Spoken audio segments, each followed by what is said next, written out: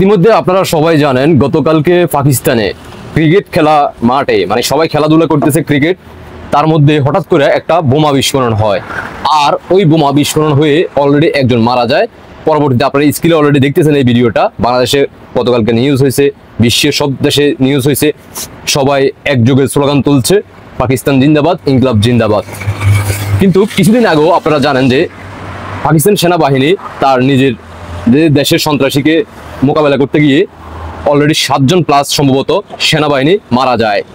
কিন্তু কথা হইলো, যেখানে পাকিস্তান তার নিজের দেশে সেনাবাহিনীর নিরাপদে থাকে না, পাকিস্তানের জনগণ নিরাপদ থাকে না, সেখানে তারা বাংলাদেশকে নিরাপদ দিবে। আবার অন্যদিকে আমরা কিছুদিন আগে দেখলাম পাকিস্তান বলছে বাংলাদেশে 5000 জন নাকি কতজনকে বাংলাদেশে উপবৃত্তি দিবে। যেখানে পাকিস্তানের লোক বিভিন্ন দেশে ভিক্ষা করে। আমি যে দোকানে থাকি ওই দোকানে প্রতিদিন অন্তত 7-8 জন লোক একই হসপিটালের ছবি নিয়ে, মানে এক ব্যক্তির হসপিটালের ছবি নিয়ে একাধিক ব্যক্তি আসে টাকার জন্য। আর সেখানে তারা বাংলাদেশকে অনেক কিছু দিবে। কারণ আমরা বাঙালি জাতিরা এতটাই বোকা যে যেখানে পাকিস্তানকে ছেড়ে অর্থনৈতিকভাবে বাংলাদেশ যেখানে এগিয়ে গেছে, জেনে শুনে তারা পাকিস্তানের কাছে হাত বাড়ায় সহযোগিতার জন্য। কিন্তু আমার ছোট্ট মনে একটা প্রশ্ন, বর্তমানে এই যে পাকিস্তানে একজন খেলোয়াড়, মানে তারা খেলতেছে, পাড়া প্রতিবেশী মিলে খেলতেছে, ওইখানে বোমা বিস্ফোরণ, নিহত 1। আবার কিছুদিন আগে সেনাবাহিনীর 7 জনের কতজন মারা গেল সন্ত্রাসীর সাথে মোকাবেলা করতে গিয়ে। তাহলে বর্তমানে বাংলাদেশ এগিয়ে নাকি পাকিস্তান এগিয়ে? মানে বাংলাদেশ চ্যাম্পিয়ন বর্তমানে, যে গত 1 বছরে হিসেব করলে বাংলাদেশের নামটা কি চ্যাম্পিয়ন হবে নাকি পাকিস্তানের নামটা চ্যাম্পিয়ন হবে?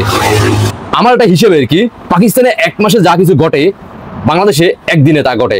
বর্তমানে ইতিমধ্যে আপনারা জানেন কোনো সেক্টরে বর্তমানে নিরাপদে নাই। আপনারা দেশে যারা আছেন এলাকা ভিত্তিক, আপনার এলাকায় আপনি নিজে ভালো করে জানেন। কারণ সবগুলো নিউজ সোশ্যাল মিডিয়াতে আসে না। কিছু নিউজ যখন ভাইরাল হয় সেটাই আমরা দেশে প্রবাসে যেখান থেকে আমরা দেখতে পাই, আমরা দেশে প্রবাস থেকে দেখতে পাই। আর যে নিউজগুলা ভাইরাল হয় না অথবা সাংবাদিকের কাছে তথ্য আসে না, সেগুলো তো হিসাবের বাহিরে।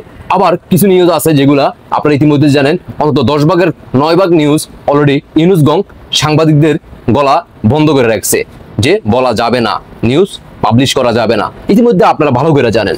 তো আমার ছোট্ট মনে একটাই প্রশ্ন, যে বর্তমানে পাকিস্তানে গিয়ে নাকি বাংলাদেশে গিয়ে কে চ্যাম্পিয়ন হতে পারে? আপনার জানা আছে কি? জানা থাকলে অবশ্যই কমেন্টে জানাতে পারেন আপনাদের ব্যক্তিগত মতামত। দেশবাসীকে দেখার সুযোগ করে দিবেন। সর্বশেষ আমি এতটুকু বলবো, পাকিস্তান জিন্দাবাদ, ইনকলাব জিন্দাবাদ। হয়ে গেছে জয় বাংলা গতকালকে খেলার মাঠে, আবার কিছুদিন আগে সেনাবাহিনী। আল্লাহ হাফেজ।